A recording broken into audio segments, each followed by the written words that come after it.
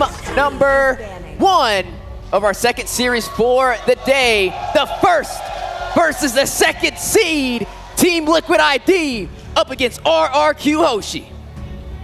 So TLID already kind of doing their homework. They know that RRQ loves to slot up this 1-1 early in the first phase, and TLID taking it off. And this is already a start to a very different draft of what we saw previously. Now, something else they took off the field is the Bruno.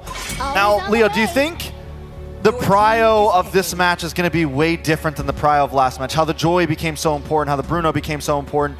Do we think it's going to be a completely different playing field here? Oh yeah, for sure. Already we're seeing a lot of, how do I say, tailored bans for each team and specific picks coming through. Not a single Jushin was showed in the first series today, so that is the priority. Giving it over to Yehezkiel. RRQ, what they can trade for is, what, a Hilda? That's a breakout pick from that season of MPLID. You also have the Hylos still out and about. Suyo still there. Joy as well. And the Cho, which still can be flexed, roam, or the XP lane. But with that Zushin first pick, I mean, we've seen how much of a threat it can be, right? The crowd control, able to have a massive AoE range to give a lot of teams trouble. There's a reason why this hero's banned out majority of the time. And a quick response back from RRQ Hoshi. There goes that Cho with the Valentina alongside. I like the Valentina, I like the Cho, and I like how they don't slot up the jungler first, because what we learned from the last series is it's rock, paper, scissors out there right now. And if you slot it first, with the way the bans are looking, there's still plenty of counter options in there. TLID, on the other hand, is going to be the one who has to do it. They pick up the Hilda, they pick up the Suyo. If I'm RRQ at this point, do we lock in the Joy?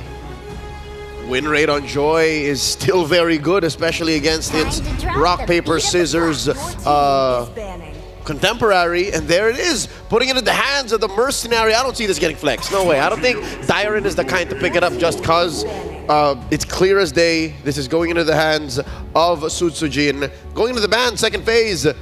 Coach Kez taking out the Belleric, which is, again, a solid counter to the Joy and the Cho. You just stand in the middle, rather than Dryad. The only one. Stop this nonsense. This is going to be challenging. I mean, already having the Cho on your side, that was something that could have gave the Joy a little bit of trouble, but now it's going to work in RRQ Hoshi's favor. You know who else is available? The Tig. And I wonder if TLID is going to try and take that away, because if they lock in that Tig, they flex this Cho into the XP lane, they have some great defense, especially with the Hilda, who's going to want to invade in that jungle. But Joy, we've seen the mobility, we've seen the farm rotations. It's hard to match up with. Now, I will say this, one of Edoc's signature picks is the Cho, big chance. I think they keep it on him. I do think, I mean, there is the flexibility possibility, but Edoc Cho is, it's known. It's considered, you know, like the pick for Edoc here, and RRQ loves to slot in. What's surprising me is they didn't lock in gold early. They saved Skylar for last, and at this point, I think they saved Skylar for very, very last. They probably lock in EXP here. Maybe they go for the swap and lock in roam, but they decide to go for the Gatot, which, like I said, I think that's going to be EXP, and now TLID has to respond. What do they put on the invincible Aaron Shaky, once more confirmed to have no deaths in the past 6 games here at M6. Still open is the Beatrix. You want to put the Beatrix on Aaron? Or the Natan. I mean, both of them still up for grabs. Right now, you are going to have to worry about a heavy dive-centric composition from RRQ Hoshi. Not only do you have the AOG from the Gatot, but you also have this Cho, who's going to dive in and look for those solo pickoffs and isolation plays. And then on top of that, you have the Valentina to kind of worry about as well. Right now, not really the best ultimates, I'd say, for the Valentina to profit on so far. They go for like Hylos and Hylos Meton, or Hylos Beatrix, Hylos Harith, or Chip. Whoa! All right. Big change up. So far, we've only really seen Chip use as a specific answer or a strat-defining, rotation-defining pick. And of course, the return of Harith. What do they close the draft up with? A Claude. What are they trying to find here? Well, I mean, you get the Purify, you get the Escape, you have some ability, you have mobility, and if there's, you know, Skylar's up there in the echelon where he could pull it off. All right. Gentlemen, the draft has been settled. Game's about to begin. Let's throw it over to Ingan and to Naisu. Thank you so much, panel, for breaking it down. Welcome back to the English casting desk here. Again, I'm Naisu, and this is Ingan, and we're ready to bring you the second match of the day. Maybe we get 5 games again. Ingan, you know, we just had an amazing series conclude with Fnatic Onic locking in the top 4. Now, one of these teams fighting to be the first one, at least from Indonesia, to move forward to the top 4. How are we liking the draft here? You know, I like the fact that there's a chip. Chip has been utilized a lot by highly macro teams in terms of getting the objectives that they need, and at the same time going for the split pushes. So it's interesting how TLID will play upon this chip. We'll see if the chip's going to work or not. It's the Kings versus the Champions. Who will reign on the world stage? And it starts here in game number 1. Again, a best of 5 to decide the fate for the 2 teams from Indonesia. Taking a look once again. The matchup, we always get a good glimpse at the junglers, and we saw the talk that led into this match. And, you know, Edok, man, we've seen him so much on the Cho. A lot of teams, they have decided to go ahead and deal with this pick, make it work. It does give a lot of crowd control, obviously, but the pick-off potential is great. Early on, too. I mean, it looks like they're already making moves. Okay, they're trying to make a move onto Edok. Edok has to walk away.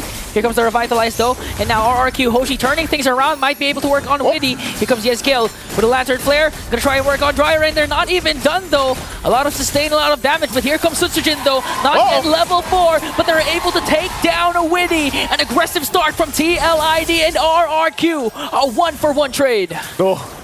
Fabian, little stutter step there, but now still going to break it out. Suzujin taking a couple shots with the Soul Sever. He gets punished. It's a double already for Fabian. Flavor Fav, a double kill. A bit of an overextension then from RRQ Hoshi. Even Sutsujin isn't level 4 yet. So that was just a huge play coming in from Fabian. I mean, such an extended skirmish already. You know, that's what that really broke out to, and that's where you play on the part when you have a Revitalize available. Mind you, we've been seeing teams do this where they have the double Revitalize options, and that's Team Liquid this time around.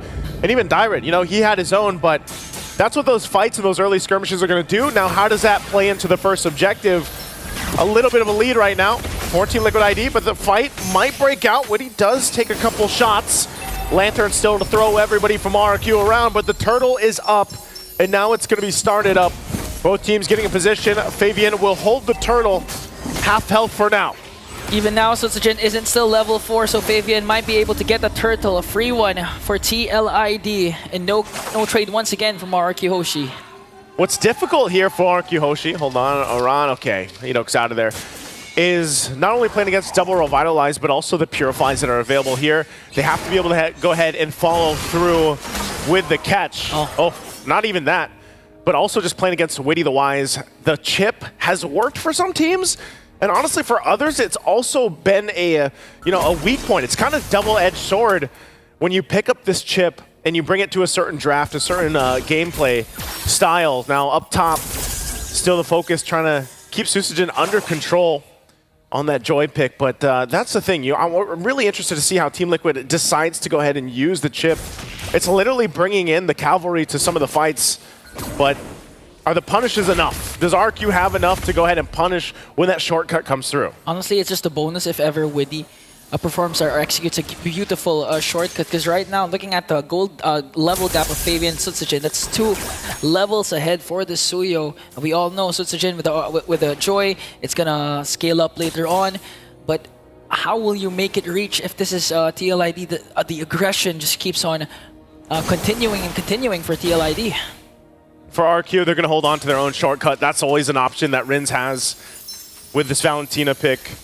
Really just not too anything too crazy happening. Even the fact that you have Edok on the Cho, it's kind of just getting stopped in his tracks just because of Yehezkiel has this Jushin. We've seen this quite a bit.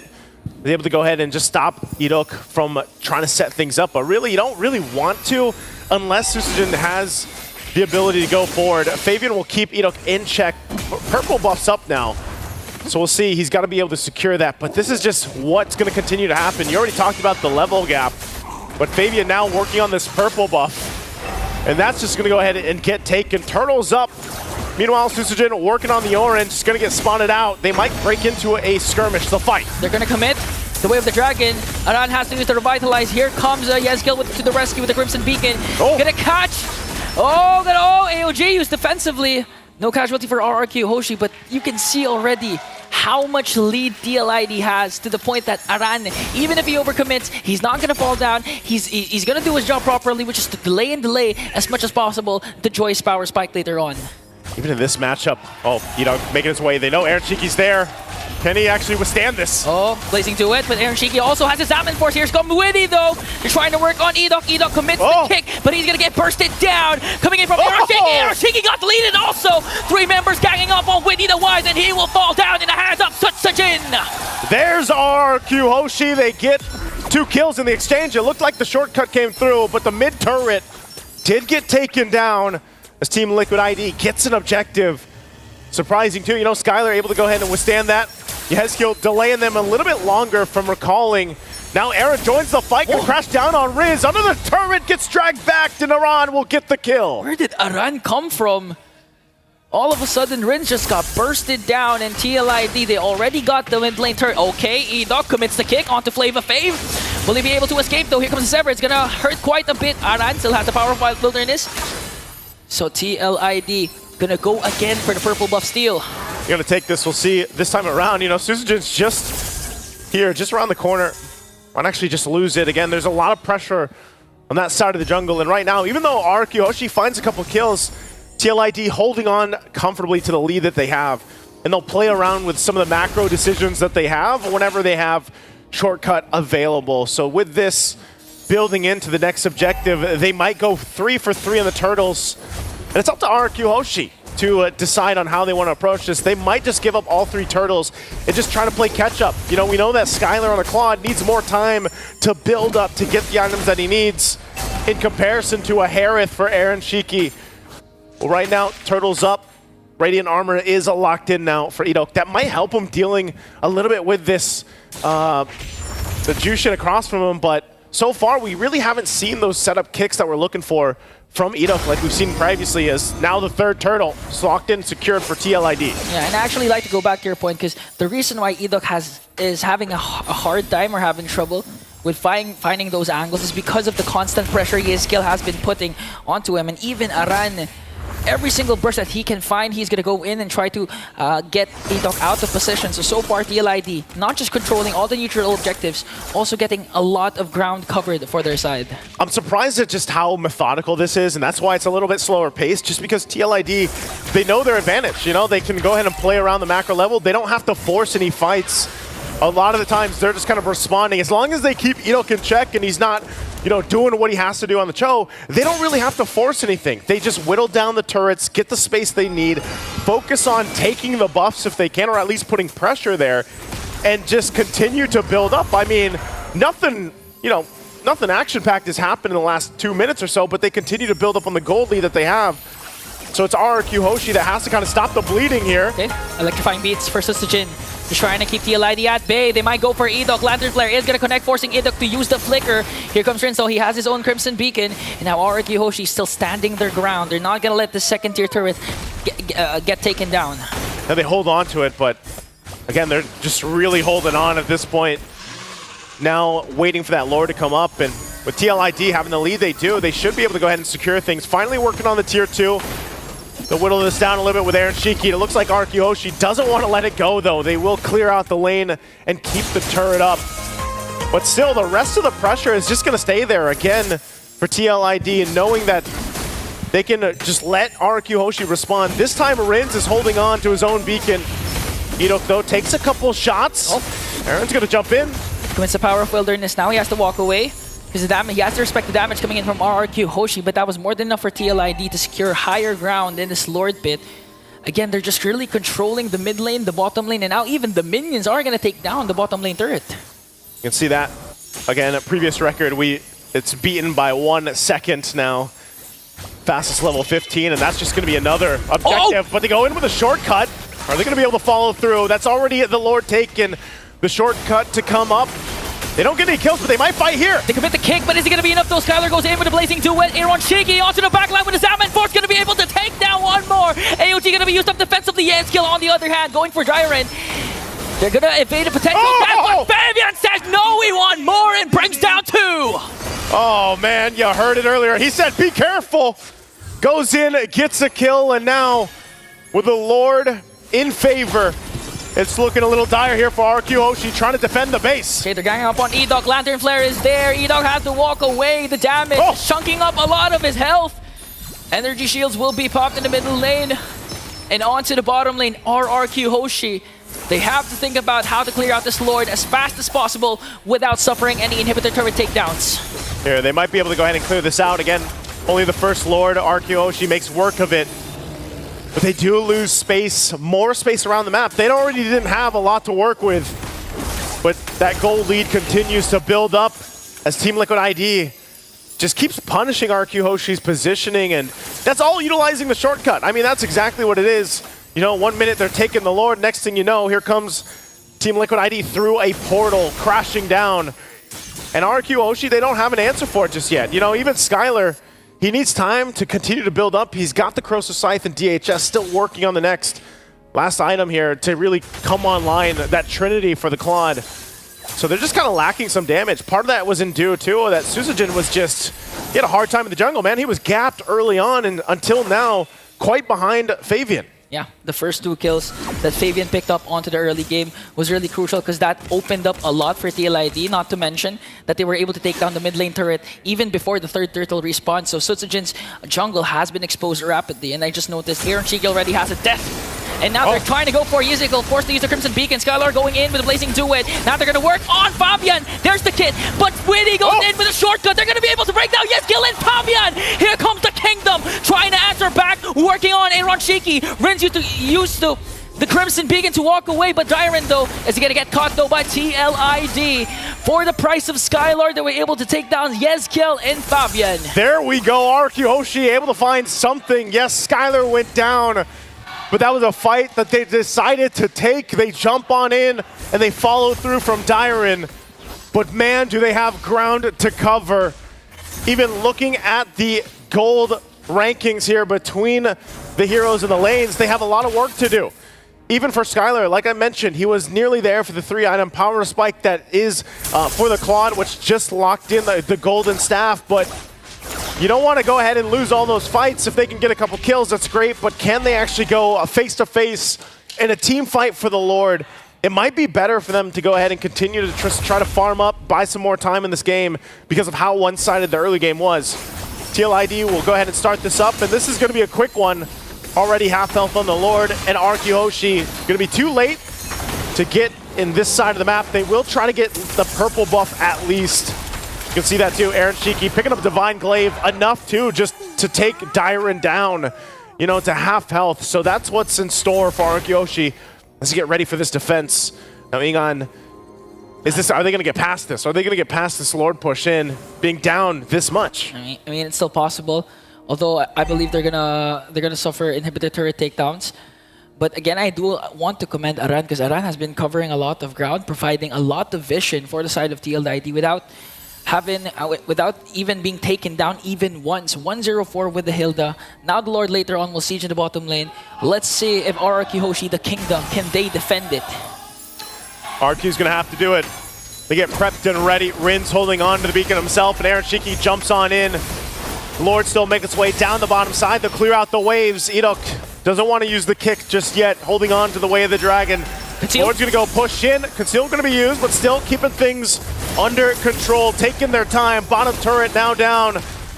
RRQ Hoshi will clear that out. Mid wave now pushing in. We're going to take this. Conceal's already going to be used. Oh, okay. Here comes Arando onto the back. Edok commits the kick.